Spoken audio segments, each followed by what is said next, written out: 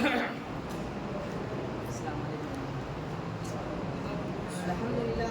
رب العالمین والصلاة والسلام علی سید الانبیاء والمرسلین وعلی آلہ وصحبہ اجمعین ومن تبعهم بإحسان إلی یوم الدین اما بعد فقد قال اللہ تبارک وتعالی فی کلام المجید والقرآن الحمید اعوذ باللہ من الشیطان الرجیم بسم اللہ الرحمن الرحیم وَلَقَدْ بَعَثْنَا فِي كُلِّ أُمَّةٍ رَسُولًا أَنِ اعْبُدُوا اللَّهَ وَاجْتَنِبُوا الطَّاغُوتَ وقال نبی کریم صلی اللہ علیہ وسلم من مات وهو يعلم أنه لا إله إلا الله دخل الجنة رواہ مسلم۔ صدر محترم اور میرے عزیز ساتھی، توحید دین اسلام کی بنیاد ہے۔ توحید سب سے پہلا فرض ہے جس کا اقرار کرنا اور اسے دل و جان سے قبول کرنا ہر مسلمان پر لازم ہے۔ توحید ہی وہ چیز ہے جس کے بغیر انسان دائرۂ اسلام میں داخل نہیں ہو سکتا ہے۔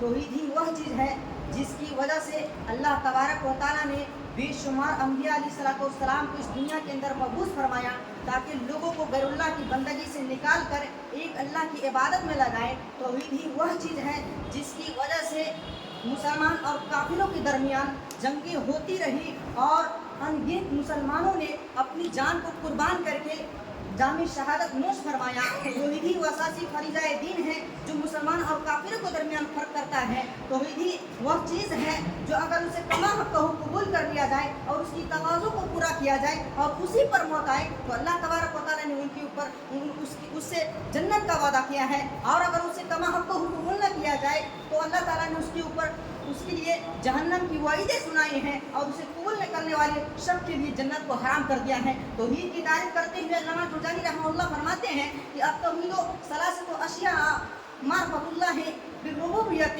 والاقرار بالوحدانیت ونفی الانداد منہ جملۃ۔ اسی طرح سے امام محمد بن عبد الوہاب رحمہ اللہ توحید کی تعریف کرتے ہوئے کہتے ہیں کہ التوحید هو افراد اللہ سبحانہ بالعبادۃ۔ اسی طرح سے شیخ ناصر رحمہ اللہ توحید کی تعریف کرتے ہوئے کہتے ہیں کہ التوحید شرعا افراد اللہ بحقوقہ وهو للہ ثلاثۃ حقوق وحقوق ملک حقوق عبادت وحقوق اسماء و صفات۔ ان تینوں تعریفات سے توحید کا مفہوم واضح ہو گیا۔ توحید کی اہمیت، محترم سامعین، توحید تمام انبیاء علیہ السلام کی دعوت ہے۔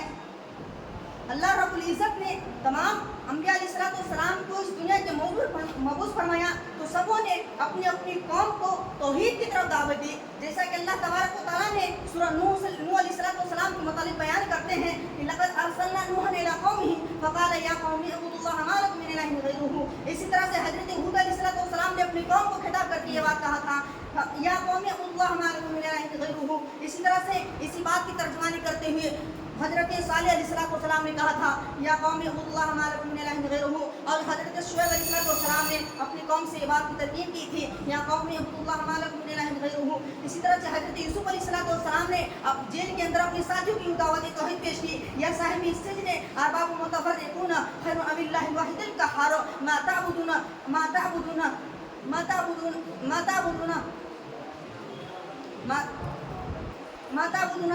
تعبدون الا ایاہ الا اسمان سمیتموها انتم وآباؤکم ما انزل اللہ بها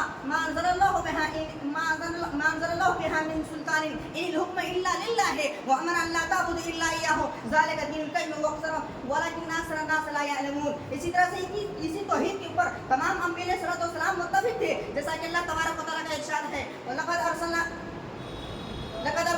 وما ارسلنا من قبلک من رسول الا نوحی الیہ انہ لا الہ الا انا فاعبدون۔ اور اسی چیز کو حقیقت کو بیان کرتے ہوئے اللہ تبارک و تعالیٰ سورہ النحل کے اندر ارشاد فرمایا وَلَقَدْ بَعَثْنَا فِي كُلِّ أُمَّةٍ رَسُولًا أَنِ اعْبُدُوا اللَّهَ وَاجْتَنِبُوا الطَّاغُوتَ۔ اور اسی توحید کی گواہی اللہ تبارک و تعالیٰ نے اور اس کے فرشتوں نے دی ہے، جیسا کہ اللہ تبارک و تعالیٰ کا فرمان ہے کہ شہد اللہ انہ لا الہ الا هو الملائکۃ وأولو العلم قائما بالقسط لا الہ الا هو العزیز الحکیم۔ توحید کی فضیلت، محترم سامعین، توحید کا دل سے اقرار کرنے والے شخص کے لیے جنت ہے۔ حضرت عثمان رضی اللہ تعالیٰ عنہ بیان کرتے ہیں کہ اللہ کے نبی کریم صلی اللہ علیہ وسلم نے ارشاد فرمایا کہ من مات وهو يعلم انه لا اله الا الله دخل الجنة رواه مسلم۔ حضرت جابر رضی اللہ تعالیٰ عنہ کہتے ہیں کہ اللہ کے نبی کریم صلی اللہ علیہ وسلم کے پاس ایک شخص آیا اور وہ کہنے لگا کہ دو واجب کرنے والی چیز کون سی ہیں، تو اللہ کے نبی کریم صلی اللہ علیہ وسلم نے ارشاد فرمایا अल्लाह के नबी करीम सल्लल्लाहु अलैहि वसल्लम ने इरशाद फरमाया, "मन माता ला युशरिकु बिल्लाहि शयअन, मन माता युशरिकु बिल्लाहि दखल अन्नार", रवाहु मुस्लिम। अब इसी बात पर मैं अपनी बात को खत्म करना चाहता हूँ। आखिर में दुआ यहाँ पर रहा उन तमाम लोगों को तौहीद पर कायम दायम रख, जब खात्मा हो तो खात्मा बिल खैर हो। आमीन व मा अलैना इल्ला। अस्सलामु अलैकुम। सिर्फ जो गैर हाजिर तलबा उनका नाम ले रहा था, कंफर्म हो जाए।